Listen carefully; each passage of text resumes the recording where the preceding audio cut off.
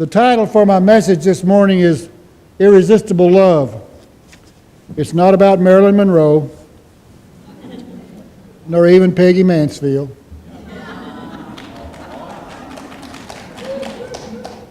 Is she smiling?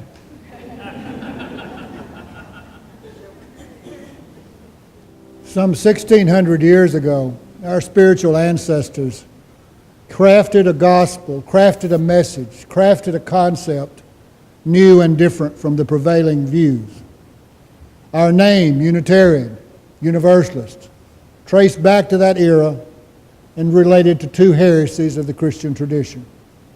The first heresy was the nature of Jesus and thus the nature of God.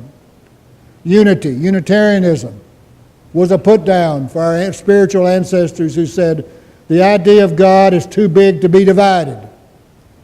It's too important to be deciphered and dissected. Jesus is a great teacher, a great prophet, but we must question his divinity. And that doesn't matter anyway. What his word said was his saving grace. Universalism had to do with universal salvation. What did God want for humanity was the question. What was God's nature? That of love or of retribution, of judgment? So we in this room who claim to be Unitarian Universalists, or would aspire to be, have a legacy going back as long as Christianity. Now it has moved past that in the last 200 years. It has evolved and expanded to look at the best of science, the best of what's become the new humanist notions and ideas, which are just good humanity expressed in the best of the ancient religious teachings. So what I want to speak to this morning is a concept that I've come up with that tries to get to my understanding of how we got to the way we are today. This is the notion. Humanity needed a story. It's always needed a story. We need a story to give our children. My daddy died when he was 51. My son Amos, who's 41 today, that was 1976, so Amos was nearly 2. So I had to tell Amos where Granddad had gone, where Gran had gone. And I said the only explanation, I'm a young fledgling minister myself, my only explanation was he's with God, he's okay. I didn't say heaven, I said he's with God. I gave the 2-year-old a destination. I did not give him a treatise on theology. Because at that time, that story would not work. He's able today to craft a story that can be meaningful to him about what the hereafter is about. So Unitarian Universalists said, in principle, melted down, shaken down, understanding from a historical point of view that we believe in the unity of life, the wholeness that is, and it applies to everybody. What if the story that had been taught to humanity over all these generations was not one of exclusion, not one of limits, not one of fear, not one of judgment? You're not good enough. You've got to do this and that. You are a sinner in the eyes of God. Your Creator is disappointed in you. You are just a disappointment to God. How can you even look at that great Creator, loving Creator's face? That is the experience of Western civilization for the last 2,000 years or more. That there has been a bridge between our wholeness, a condition on our situation that says we're not good enough. Unitarian Universalists were proud enough and brave enough and sometimes scared enough to say that's not the way it looks to me. If God created this, if there's an agent in the universe that created this, we could call it science today. If there's a method, if there's a means, if there's a system does that. Is it a self-destructive thing? Doesn't seem so. It's tested itself out pretty well. It takes in plagues. It takes in atomic bombs. It takes in all this crap that these folks on the earth can produce, and life produces itself and overcomes it. Life is a sustaining miracle that we're a part of no matter what conditions have been brought against it and what situations it's faced. So what if our condition is really a part and parcel of what could be called irresistible love? We are a part of a life and a process that is ultimately good. And we have to sort that out. We're gifted with the capabilities and the abilities to make it good and right and just for all. We are still living under a condition that is said to us and whispered in us. What is capitalism? What is our political system?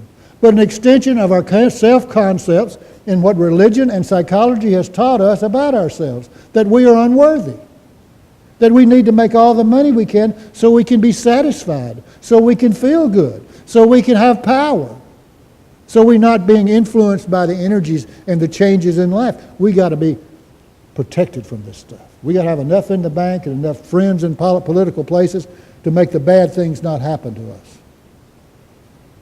That's okay as far as it goes. But what does that breed? What does that make happen generation after generation? We just become more estranged from one another. And others just become more objects of use. And the things become the objects that we think are of value. And they float away. And who does history remember? Who does our families remember? Do we remember those who were destructive and mean and selfish? Or do we remember those who tried to teach us a different way of irresistible love? That we are related. We are part of this. We are part of this dynamic that moves through life. History has called it God, and it moves in our presence and it moves in the future. And we can either get in line with it, learn how to cooperate with it, to adjust to it, to make it a better way for all of us. And we have murders, and we have mayhem, and we have destruction, and we have hate, and we have fear. Well, that's just the way it is, Doak. Wake up. You can't change that. That's the human condition. Why is it the human condition? We have choices. We can choose a weapon of destruction. We can choose to turn the other cheek. We can say, as the story of Jesus shared this morning with Aaron, love those even who persecute you. Pray for them. What are they going through? So there's always been voices, and I relate to Jesus and I relate to all those good people who say, you're beyond your lesser selves. You do not have to be your minimal self. You can be greater. You can be fuller. There's a love that invites you from the beginning of time, going through all the universe, that says, come be a creative agent with me. Be a responsive agent to the conditions of life that you're in. Be a person who says, let me make this choice. Let me try here. Let me make this confession. Let me move through this with some kind of hope. Irresistible love is the energy that brings us from our despair to our hope. It's an energy that we have to share with one another, where we look one another in the eye and say, you don't feel good, do you? It's hurting today, ain't it? We're glib with one another. We sort of do that as self-protective, because most of us don't want to know all the crap that the other guy's going through. That's just too heavy, because it might touch our crap, and we may end up crying together rather than laughing together. And crying is being the strong one. Laughing is being the strong one. Crying is being the vulnerable one. It says, I can't take this sometimes. This crap is just too big for me. How about you? What do you do with all that? Is it a six-pack, or is it a bad movie? How do you get through the night? Our heritage as human beings have shown us that we can be more than we've ever thought we can be. We can press new discoveries. We can be challenged by the conditions we're in. We can say there can be better ways for us to function and be in the world. Irresistible love is that portion of that God idea that comes through us from way in the past that says it's good. We are living in an original blessing. The problems we bring about is when we let that animal sneak up into us and think we've got something to preserve, to think that we're going to survive this short existence, that we're going to get to heaven so it'll be okay, so we can just be crappy here. It's here and in now that heavens and hells are lived. And you and I know that we've been through our share of them. May not be as worse as some hells that some people have been through, but there's some nights I don't want to remember, even in a slight moment. So here we are with a new opportunity every Sunday, Sunday after Sunday, day after day, to hold on and imagine and give faithful adherence to a story about who we are. We are part and parcel of a creative miracle that life just has. Listen to that voice. That's magic. That's a child's laughter and energy. That's going to sustain us. Now, how is that child's life going to be better than ours? What are we going to bequeath? Are we just going to show them monuments to our greed? Or are we going to show us systems and attitudes and hope, poetry and music, a silly song today, that gives us an image of what it might be like?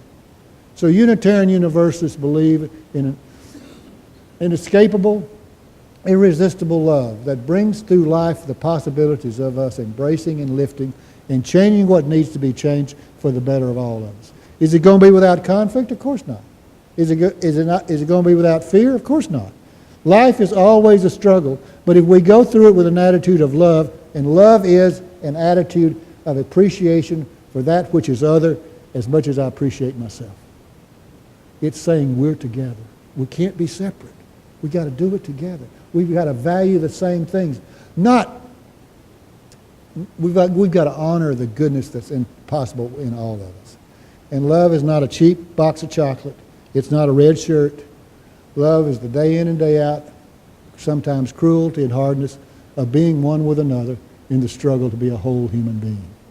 And in our limited expressions, sometimes we can think outside the box, and we don't have to inherit, we don't have to believe in what we inherit. We're better than what our parents thought we were. I don't care how good we were. And also we're as doubtful as they thought we were too. It's that balance and harmony that we seek. It's about understanding who we are and the potential we have. We're invited to a life of wholeness and happiness. We're invited to be creative agents to make it happen. Let us work hard for it. Let us celebrate it when we see it. And let's hold on to one another as long as we can in the embrace of hope and possibility. Let it be so. Amen. Be good this week to yourself. Remember that the world does not say who you are. It's not true until you accept that. Know that the possibilities we seek are at hand if we would have the will and the vision to take them up. Go in peace and love.